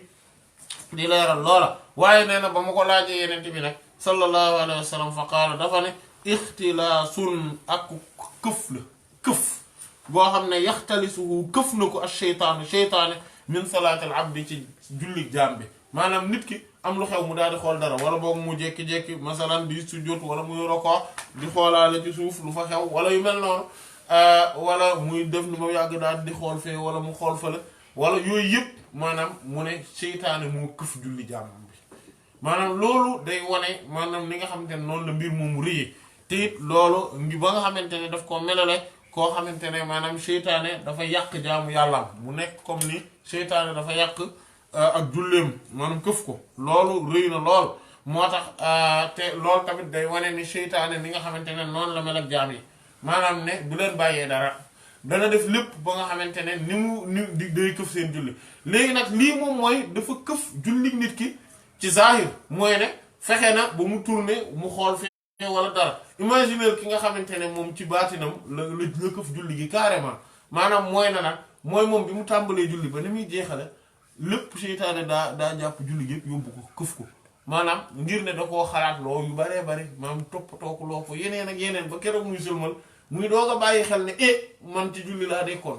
maanaam moom bi mu demee ba sëlmal lay doog a jàpp ne lay doog a bàyyi xel ne daa waroon a concentré wu ci biir julli gi maanaam ndax xolam teewutoon loolu day loolu lu rëy la ndax borom bi subhaanahu wa taala bu la gisee ngay def benn jaamu yàlla bu mu mën a doon moom sa xol lay xool su fekkente ne sa xol dafa dummóoyu moom loolu boobaa moom it daf lay dummóoyu waaye naka noonu bu gisee tamit nga daal di koy dummóoyu mu daal ci jëmm mu dummóoyu moo tax mu am ci beneen xadis bu naan moo tax kii di gis ci biir julli gi mu maanaam yàlla tamit da koy dummóoyu ndax julli entretien la bu nit ki am ak boromam subhaanahu wa taala kon bu fekkente ne da koy def ba pare di dummóoyu di xool leneen nekk fi ci leneen wala muy yëkkati bëtam di xool yeneeni mbir maanaam bu boobaa day mel ni daa ñëw ba ci kanam boromam subhaanahu wa taala di déeyal ak moom yàllay wax ak moom mu nekk ci leneen maanaam bu boobaa yàlla dummóoyu ko loolu nag moo tax am na fu muy yegg am na ci borom xam-xam yi sax rahmatullahi alayhim ñoo xam ne dañoo jàpp ne nit ki bu ko répété lu bëri loolu day mujjee yàqu julleem ngir ne jëf ju bëri lay doon ci biir julli ji wallahu taala a'lam. imam al-Bukhari rahimahullahu taala mi ngi indiwaat dina indiwaat xadis bi xadis numéro 3291 imam an-Nasa'i dina Abu Dawud dina ko ndax xadis numéro 910 imam at-Tirmidhi dina ko xadis numéro 590 imam an-Nasa'i dina ko xadis numéro 1196 ak 1199 imam Ahmad ibn Hanbal dina ko xadis numéro 24412 ak 24746 dañu gis ne kon waa asxaabu kutubu sitta ñoom ñëpp indi nañ ko mu des imam Muslim ak imam Ibn Maaja te dinañ seetlu ne maanaam kon xadis bi dafa bokk ci yi nga xamante ne muy 54 yi nga xam ne imam al-Bukhari daf ko wéetoo wëllif imaamu Muslim ci xadis sayyidati Aïcha radiyallahu taala anil jamii وقال بالإسناد المتصل في أول الكتاب إليه حدثنا قتيبة تممي من قتيبة بن سعيد بن جميل بن طريف ابن عبد الله الثقفي مي أبو رجاء البغلاني البلخي رحمه الله تعالى moom muy imam bu mag boobu gën a àdduna 150e année ginnaaw gàddaay Yonent bi sallallahu alayhi wa sallam gën a àdduna 240e année ginnaaw gàddaay Yonent bi sallallahu alayhi wa alihi wa sallam mu nekk koo xam ne te ne ay xadiisam ñu ngi ci kutubu sitta waaye sëriñ la ci juróomi maanaam ne imam Ibnu Maaja moom moo solo ci ku solo ci moom imam al-Bukhari rahimahullahu taala solo na ci moom 308 xadis imam Muslim xot solo ci moom 668 xadis te moom mooy première sëriñ bu imam an-Nasaa'i solo xadisam rahmatullah alal jamii mu ne qaala haddathana Sufyaan te moom mooy al imam Sufyaan ibnu Uyayna ibnu Abi Imran al Hilaali rahimahullahu taala moom mooy Abu Muhammad al Hilaali di waa Makka di waa Kuufa tamit rahimahullahu taala moom tamit xadiisam nekk ci kutubu sitta an az-Zuhri mooy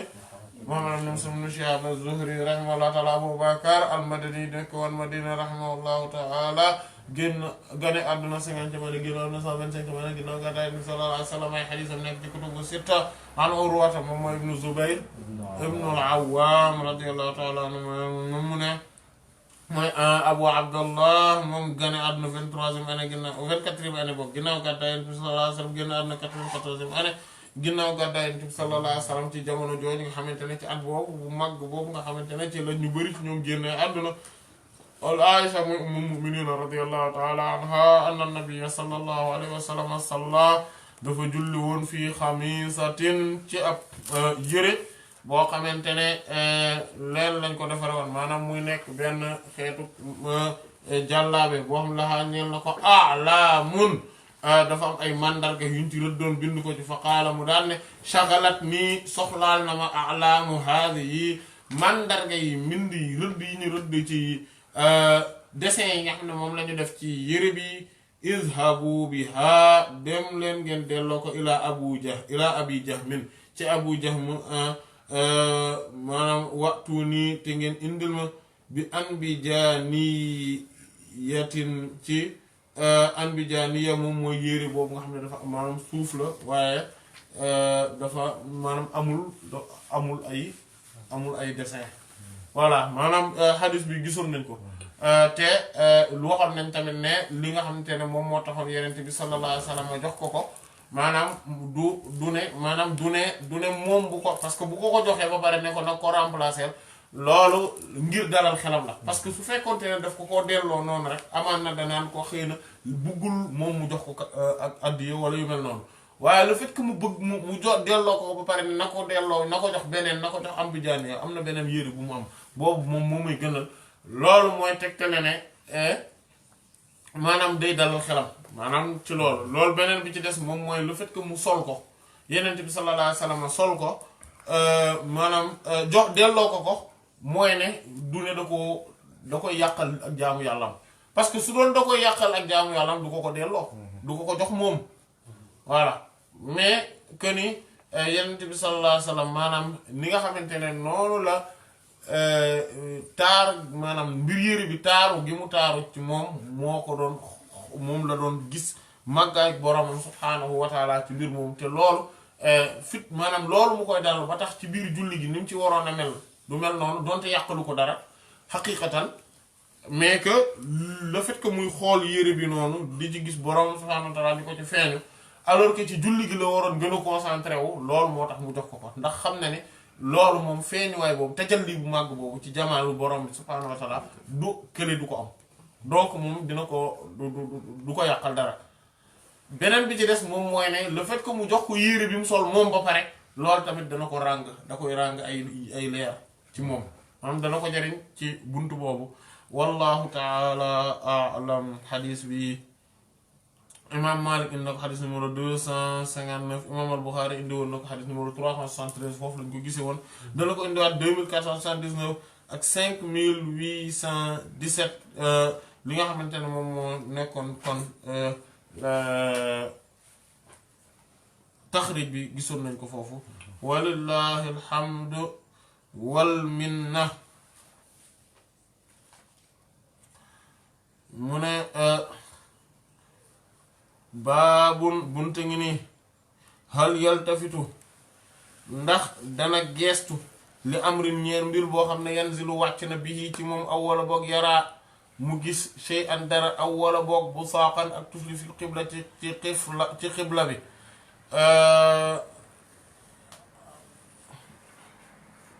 waaw buntu bi buñ ko duggee amaan na duñ ko nopp ñu ñoom foofu insha allah wallahu taala a'lam wa sallallahu ala sayyidina muhammadin wa ala alihi wa sahbihi ajma'in subhana rabbika rabbil izzati amma yasifun wa salamun ala al mursalin walhamdulillahi rabbil alamin.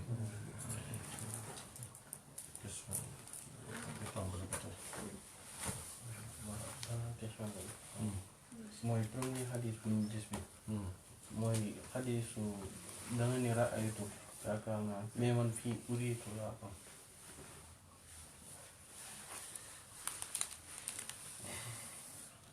ci début xadis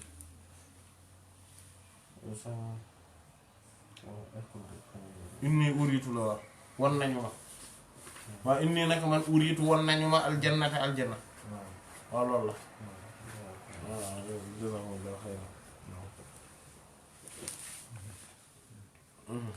maanaam mooy ne kon yàlla moo ko won sallallahu alayhi wa sallam. bismillah.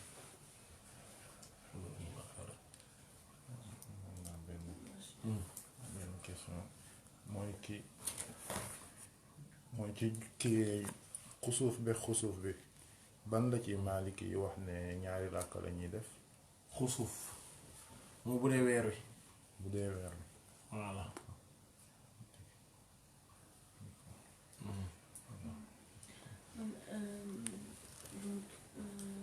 La première question c'est on avait dit que quand par exemple l'imam sur la partie imama quand l'imam il fait la prière si lui il sait avant de faire la prière qu'il n'avait pas ses ablutions alors la prière de tout le monde est annulée. Par contre s'il s'en rend compte après le salut final alors à ce moment-là lui sa prière est annulée mais la prière des personnes derrière est valide. Ma question c'est si l'imam il s'en rend compte pendant la prière par exemple il s'en est rendu compte à la deuxième raka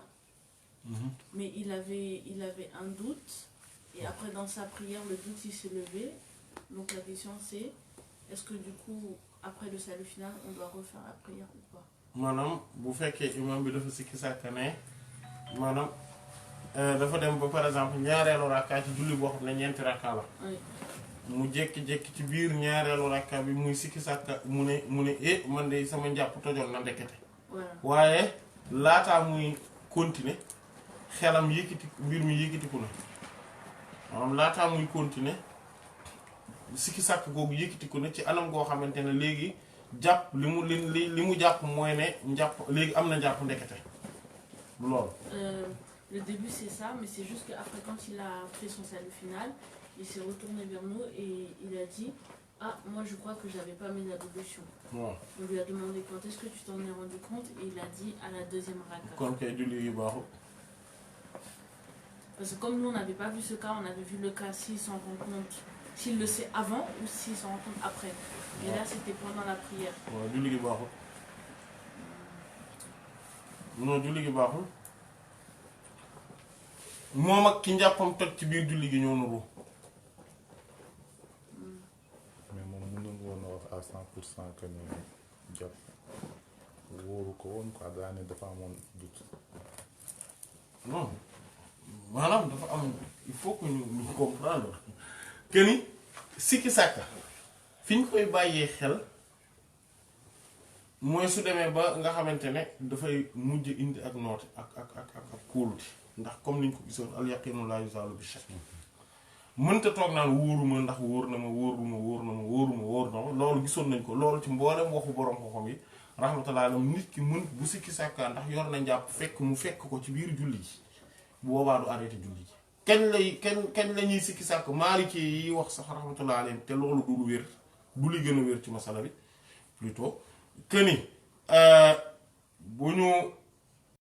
xatta day maanaam ci biti julli gi loolu day tax dangay war a jàpp ji waat xatta ñooñu moom ci biir julli gi d'accord nañ ne bu ma nekkee ci biir julli gi loolu règle boobu du dox bu ma nekkee ci biir julli gi règle boobu du dox. Et après, donc moi, la question que je me suis posée, c'est que du coup, comme quand il a, parce qu'on avait vu le hadith du prophète sallallahu alayhi wa sallam dans le Sahih, quand il avait fait le salut final, après on a discuté un peu, après on a repris la prière. Du coup, moi je me suis posé la question, comme lui, son doute c'est venu à la deuxième prière, à la deuxième raka, moi j'ai dit, quand on a fait le salut final, dans ce cas-là, pourquoi on n'a pas tout de suite refait 3 rakas, nous derrière, parce que la première raka est valide. Non. Ben raka valide. Il faut nga comprendre moom njàppam moom dafa jàpp ne njàppam dafa toj. Ouais, à la deuxième raka. mais jàpp na ko. il est est-ce que dafa ferme ci ne. njàppam dafa toj wala ci sikki sàkk rek la ne. parce que loolu foog mu leer. dafa jàpp ne njàppam dafa toj wala dafa sikki sàkk. Bon, jusqu'à la fin, il savait pas. Du coup, on lui a demandé c'est plus 70% de donner des pourcentages, quoi. Après, il a dit 70%. Que ces ablutions, il les avait pas, qu'il avait oublié de faire les ablutions avant de faire la prière. Non bu dee day nekk day toll loolu mooy kon xalabatu zanni. mooy ne yaakaar naa li mu jàppoon mooy ne moo bëgg peut-être waxul mënul wax à 100% mais yaakaar naa li mu jàppoon quand même mooy ne yorul njàpp. mooy yorul njàpp voilà yorul njàpp parce que mënoo nekk ci. parce que sikki sàkk fu ñu koy waxee parce que xalabatu zanni kal yaqin ci règle yi luñ dem ba njortu noot ci loolu mook li la wóor ñoo nuru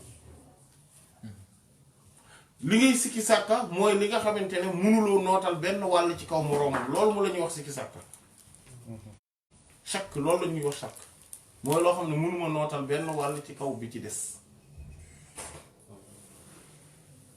mais bu demee ba nga xam ne benn bi moo noot bi ci des loolu moom day am degré yi lu la wóor voilà galabatu zanni kal muhaqqaq wala galabatu zanni kal yaqin voilà moo tax alxuraan di jëfandikoo baatu zann ci foo xam ne xam-xam bu wóor moo fa ne comme inni zanantu anni mulaqin hisaabiya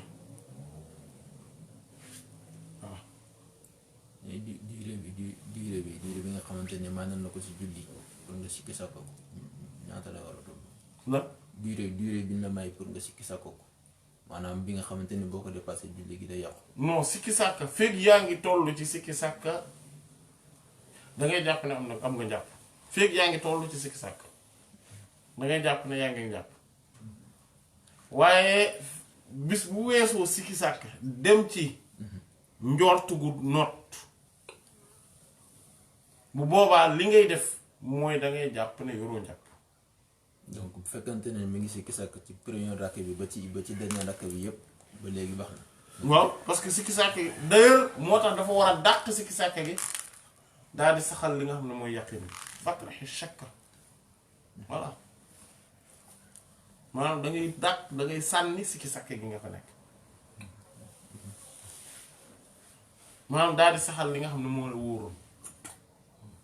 après règle yi nan lañuy xàmmee bii ci kaw bii et cetera yooyu gisoon nañ ko ci kitaabul wudu maanaam nan lañuy prioriser mbir mi naka lañ koy defee nan lañuy voilà maanaam mais su sikki sàkka mooy li nga xamante ne mënuma koo jël teg ko ci kanamu li nga xam ne wóor na ma ba pare lu ma xës ba leer mooy ne yoroon naa njàpp bi may dugg ci julli gi kon loolu moom mooy cosaan bi bu ma demee bay xalaat ne am na élément bu may wan ne yoruma woon njàpp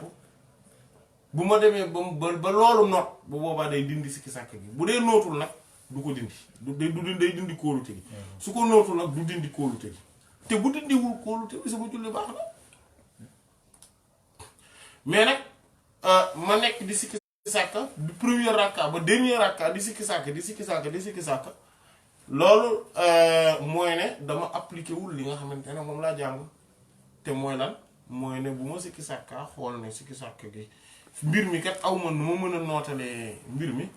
damay daal di jàpp cosaan bi ndax bi may dugg si ci julli gi maam wóoroon na ma ni maa ngi jàpp. Le doute n'enlève pas la certitude. Voilà. kon loolu boo sëlmalee moom sa julli yàqu na. Salaam. boo sëlmalee sa julli yàqu na ci dut bi. lu tax. ci dut bi nga dut noonu ba sëlmal. waaw déedéet sa julli du yàqu lu tax du mu yàqu. du yàqu c'est comme sikki sàkk du dindi lu wóor lu wóor mooy njàpp yor naa njàpp maintenant il faut nga xool tamit ndax bi yow fi nga mujjee jàpp ak sa njàpp bi mujjee tat ban moo jiitu. Donc après, l'autre question donc, qui était liée à ça, c'était par rapport au raisonnement, quoi, les raisonnements de Usul. Parce que, en fait, la question c'est que si on veut essayer de faire des analogies, quand on a pris ce qu'on a appris là dans le Sahih, le fait que si l'imam, quand il a fait son salut final, il se rend compte qu'il n'avait pas les ablutions, alors la prière de ceux qui est derrière est valable, parce que quand il a fait la prière, il pensait qu'il les avait. C'est ça la cause qui fait que la prière des autres est valable. Voilà. Et donc, si on fait... ak moom jàpp moom jullee moom ci boppam valable la. ah ci sikki sàkka rek la tollu de. mais bu demee ba. Pas sikki sàkka, le fait que après le salut final, waaw. lui il s'est dit ah moi j'avais pas mes ablutions. mais kañ la ko wax. Après le salut final. waaw loolu waxoon nañ ko loolu Oui, lañ waxoon waaw. oui. Et donc la question, en fait ma question c'est, donc là je suis passée à une deuxième question. D'accord. Ma question c'est sur les règles qu'on apprend là, de analogie, comparaison. Je veux comprendre pourquoi là on ne peut pas faire la comparaison suivante, qui est de dire que comme on a dit que la cause liée au fait que la prière des autres est valable est liée au fait que au moment où il a fait la prière, il pensait les avoir. C'est ça la cause racine qui fait que la prière des autres est valable. La question c'est pourquoi dans ce cas de figure-là, la première raka des autres n'est pas valable alors que quand il a fait sa première raka, il pensait avoir les ablutions. D'accord. Si on veut faire une analogie pour comprendre les règles de... parce que yow loolu xiyaasu shabax la maanaam mooy su ma amee ñaari benn situation mu am ñaar yu mu nuróol damay xool bi mu gën a jege ma yóbbale ko.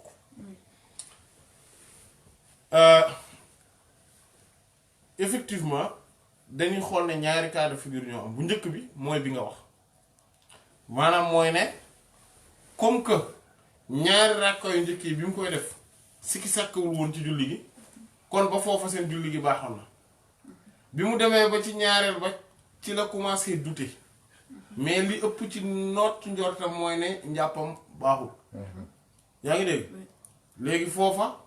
kon à partir de foofu yi ci des normalement da nga jàpp ne baax na baaxul waaye lu njëkk li baax na parce que da nga koo xiyaasee yow ci bu ñu demee ba mu jeex ma jàpp ne baax na. Oui, c'est ça. Voilà maanaam bu ñu demee ba mu jeex ma jàpp ne sama njàpp may doog a rendre compte ne ndekete aw ma woon jàpp bu baax ñoom seen julli baax na. Voilà en fait kenn du ko xiyaasee xaqiqatan ci boobu dëgg la que ni nuróo na ak boobu mais du boobu la gën a nuróol xam nga ban la gën a nuróol bi nga ki nga xamante ne dafa dem ba ci digg bi njàppam toj boobu la gën a nuróol parce que moom dafa dem ba ci digg bi mu rendre compte que ni instant bi yoratuma jàpp bu boobaa imam bi li mu war a def mooy mu génn ci julli gi ndax su defaatee beneen ponk rek bu ko ci ñeneen ñi toppee ñoom tamit seen julli day yàqu loolu foofu la gën a jege moo tax ñu yóbbu ko foofu wallahu taala. C'est un peu difficile. mais est-ce que comprendre nga Oui, là c'est très clair, mais en fait c'était difficile de savoir si ça ressemblait plus à A ou B, quoi. voilà c'est ça loolu la ñuy wax xiyaasu shabah voilà mooy comme tey par exemple bu la voilà exemple nit ki su amee jaam par exemple voilà exemple bi ñu faral di joxe nit ki su amee jaam ba pare mu dem yàq oto jàmbur wala benn xale dem yàq oto jàmbur voilà xam nga su fekkoonte ne mag la maanaam mu yàq oto jàmbur bu boobaa maanaam salarié boo amee salarié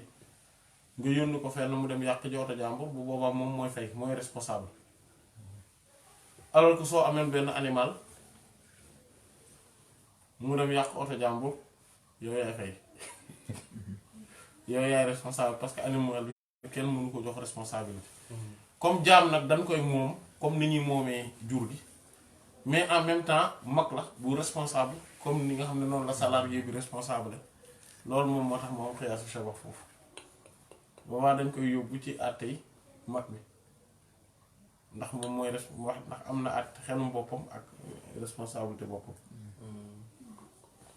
waaye ak lu mënti xew alal ji day dellu si waat ci nit ki ci boppam parce que jaam du am alal waaye ci li muy liggéey moom mooy fay mbir mi wala yu mel noonu am na ay yu bari yoo xamante ne xiyaasu shabah lay doxee am na yenn yaakaar naa yuñ ci gisoon am na benn bés seen laaj ci benn masala boo xam ne tamit xiyaasu shabah la fàtte naa ban la moo koy rek la mais yooyu la mooy dañuy xool tout le temps la ban la gën a jege wallahu taala alam. Après l'autre question, c'est le fait d'être tout seul dans le dernier rang. Ça atteint quel degré? Est-ce que c'est le degré d'interdiction? Est-ce que c'est le péché? C'est quel degré, quoi? waaw bu fekkente ne mën nga ko def borom xam-xam yi rahmatullah comme ni ma la ko waxee woon wuute nañ ndax kooku jullim dana wér sax fuqahaa maaliki rahmatullah ñoom jàpp nañ ne jullim dana wér waaye ñi ci des dañoo jàpp ne maanaam surtout xanaabila yi rahmatullah ñeneen ñi dañ koy sib loolu la ñuy wax mais xanaabila yi rahmatullah ñoom dañoo jàpp ne kooku jullim sax danul wér parce que dafa julli ci ginnaaw sàpp moom kese te loolu ku ko def sa julli du wér ndax Yonent bi sallallahu alayhi wasallam daf koo tere voilà te ko pour ñoom an-nahyu yaqtadil fasad maanaam lu Yonent bi sallallahu alayhi wasallam tere nga dem def ko loolu day wane day tax ba jaamu yàlla bi nga def du baax loolu moom moo tax mais amaan na ala kulli xaalin si loolu moo gën a sàmm bañ ko def moo gën a sàmm am maa dogg ci ne ci benn ci àtte yooyu nag dinañu xaw a jafe mais daal amaan na li gën a li en tout cas li gën a sàmm mooy loolu boo amul ngànt nag boo amee maanaam mooy ne sàppe yii yëpp fees nañ benn nit rek moo xaj ci ginnaaw soit nga am koo àndal maanaam koo xëcc ci sàppe bi ci des ngeen mën a ànd soit loolu amul yow rek yaa ne ci ginnaaw amuloo benn possibilité ngay julli ci ginnaaw loolu moom amul benn problème loolu amul benn problème du yàqu julli bi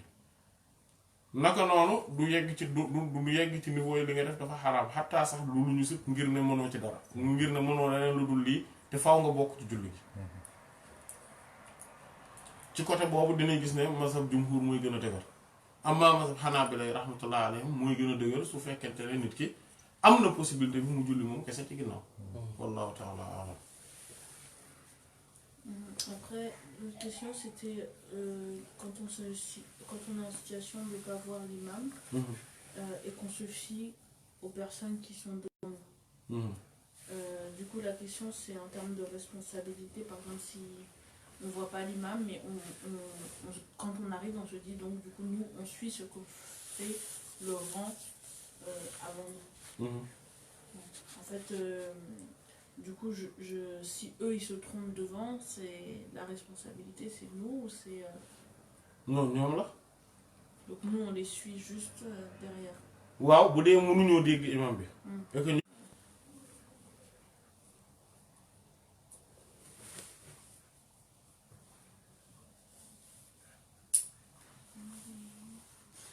pour les pieds, après, parce que pour la prière, on avait dit que pour les rangs, on devait coller les chevilles. Mais dans la pratique, je vois que c'était les doigts de pied en fait. Du coup, cheville yi la maanaam li muy tekki mooy bu mbagg yi tegee cheville yi xaqiqatan pour mbagg yi tappaloo ba pare cheville yi tappaloo loolu dafa jafe moo tax ci xadiis yi ñu doon wax ne saxaaba yi radiyallahu anhum ñoom dañ ko doon def et que dañ daan gis ne tey yéen ñi loolu bu ñu doon def ñun niñ doon def yéen buñ leen ko def loo buñ kuñ ko naroon def loo day daw maanaam ndel ngir ne dafa laaj benn ajustement bu précis sauf que li muy tekki rek mooy ñu tappaloo seen tànk yi ak seen mbagg yi tappaloo loolu lay tekki mais pas que dëgg-dëgg ñaari cheville yi laalante carrément parce que loolu dafa jafe pour mu mën a ne mais quand même ñu tappaloo et que tànk yi ñu bañ koo def nii mais ñu def ko nii parce que lu ëpp luy tax ba loolu du mën ne mooy tànk yi nii la ko nit ñi def parce que bu ñu ko defee nii effectivement loolu du mën a ne mais alors que bu ñu ko defee nii ñaari tànk yu te teppaloowee nii loolu mën naa ne bu boobaa ñaari tikku jara yi ñaari dojoor yi dañu mën a nekk nii maanaam bu ñu defee nii bu ñu tolloowee mais nag beneen mbir mooy le fait que nit ñi nii la ñuy def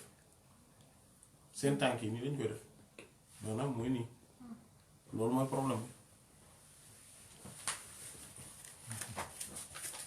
am maa ku ne loolu mënta nekk noo tappaloo bi du loolu nañ bàyyi espace nangam kooku waxam mooy ki nga xam ne matuta bàyyi xel wallahu ta'ala a'lam. Voilà. Après, la question c'est quand on fait l'azan ou l'ikram, il ne me semble pas qu'on a vu qu'on devait forcément être fixe devant la qibla. waxoon nañ ko kay daa bokk ci yi nga xamante ne du farata waaye lu ñu sopp la ci liqaam mooy nga taxaw jàkkaarloo xibla bokk na ci yi ñu sopp ci liqaam waaye du bokkul ci farata yi ci sunna yi la bokk wallahu ta'ala a'lam. Et même pour l'azan c'est debout aussi, pas assis. waaw ak azan bi waaw.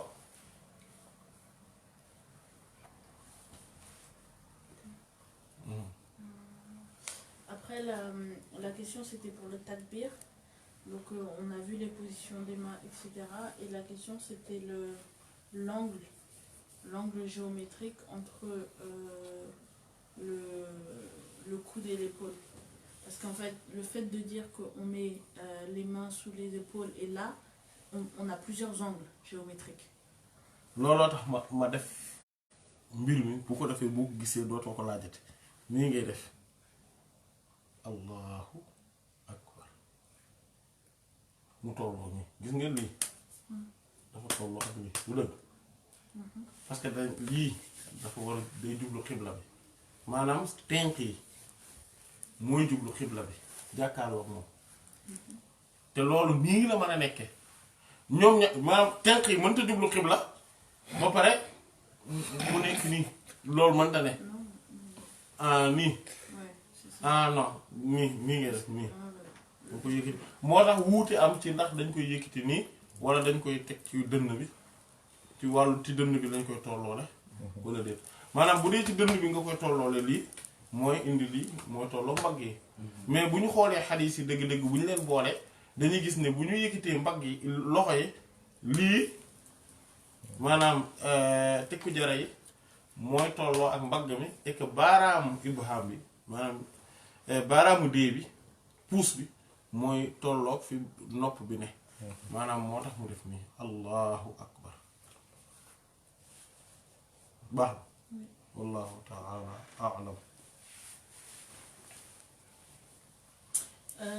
L'autre question c'était que pour la femme, parce que quand on a dit qu'il y avait cette position et celle-ci, la question c'est que pour la femme du coup ça veut dire... non bii laa wax de waxuma la bii Oui. ah ak bii waaw ak bii Ah c'est moi j'ai compris ça. Ah oui c'est là. Ok. Voilà. Et ben, donc ça, la question, c'était comme on a dit quand c'est sur la poitrine. Pour la femme, du coup, c'est sur les seins. Ou c'est en dessous des seins? waaw ci kaw dënn bi. C'est sur les seins. waaw.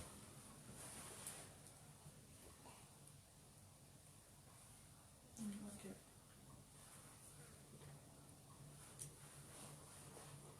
Après, c'était. Mais ça, je crois qu'après, là, j'ai la réponse, parce que c'était pourquoi Imam Malik, il avait déconseillé et il n'avait pas dit juste que c'est pas bon. Mais après ça, je crois que tu avais dit c'était pour pas qu'on le prenne comme étant une habitude. Enfin, attends. non y a pas que ça loolu mooy li ñenn ñi di wax et que loolu maanaam day feeñ léeg-léeg ci yenn waxam yi mais que du rek loolu kese maanaam borom xam ñoo laaj lan moo tax ñu ne loolu bokk na loolu benn la ci beneen bi ci des mooy le fait que mu nekk sukkandikuwaay beneen bi ci des moom mooy le fait que mu nekk lu ñu folli maanaam lu ñu abrogé beneen bi ci des mooy le fait que effectivement ñu bañ koo jàppee comme farata beneen bi ci des mooy dañ koo sib pour ki nga xam ne daf koy def ngir sukkandiku waaye def ko ngir sunna ngir roy sunna maanaam yooyu yëpp ay wax la yu wuute ci ngir gi maanaam ne nan la ñuy interpréter mbir moomu maanaam ay gis-gis yu wuute la daal ay interprétation yu wuute la wallahu taala alam. Bon, après, c'est. Bon. Cette question, je pense, c'est évident, mais quand même, la doigt après le takbir. Ma doigt au istiftah. Ça, on peut le faire que quand on est tout seul, parce que si on se met à le faire après, je veux dire, c'est pas, ça reste. Non, ñépp a koy def. Oui, mais ça reste par rapport à la fatiha. Par exemple, si on sait qu'on n'aura jamais le temps de réciter ça, plus la fatiha, avant que l'imam il se relève. Mais non ci rakka bu njëkk bi rek lañ koy def. Oui. Du'a ul istiftah kenn du ko def ci ñaareelu rakka. Premier rakka kese lañ koy def. loolu voilà du'a ul istiftah premier rakka kese lañ koy def kenn du ko def ñaareelu rakka wala nii ñetteel nii ñeenteel voilà. Mais du Allah coup, ta'ala. l'ordre il n'est pas très clair pour moi parce que parce que si on dit là, on a dit l'avis le plus recevable c'est celui des Shafi'i. Oui, les autres. maanaam que ne le du'a ul istiftah dañ koy def. Qu'on le Moi, fait takbir, mais on fait takbir la doua et basmala. waaw jàng a'uuzu billahi mina shaytaani rajiim ci suuf. min xataaya kamaa yanqaa thawbul abyadu mina ad-danas. allahumma ighsilnii min xataayaaya bil maa'i wal thalji wal barad. après nga wax ci suuf a'uuzu billahi mina shaytaani rajiim. bismillahi rahmaani rahiim alhamdulillahi rabbil aalamiin. continuer. maanaam lañ koy def mais loolu dañ koy def bu dee imaam bi da nga koy gis da koy day wax allahu akbar daal di def du'a istiftah wax a'uuzu billahi mina shaytaani nga dégg ko mu tari ci kaw après. mais bu kàbbaree takbiratul ihram kàbbaru armal gi la koy def day kàbbaru armal bi après mu def ko waaye après pour ci premier rakka boobu rek lañ koy defee kenn du ko def ci yeneen rakka yi. léegi ci yeneen rakka yi moom mën nañ ci def a'uuzu billahi mina shaytaani rajiim. waaw kay parce que mën nañ ko def bu ñuy tàmbali xiraa bi jàng alxuraan bi a'uuzu billahi mina shaytaani rajiim après nga doog a wax bismillahi rahmaani rahiim mais ci suuf ngay wax a'uuzu billahi mina shaytaani rajiim daa iman ci suuf lañ koy wax ci biir julli. allah taala alam ba mu des julli naafila boobu dina dagal dina dootuñu sibati ku ko wax ci kaw wallahu taala alam.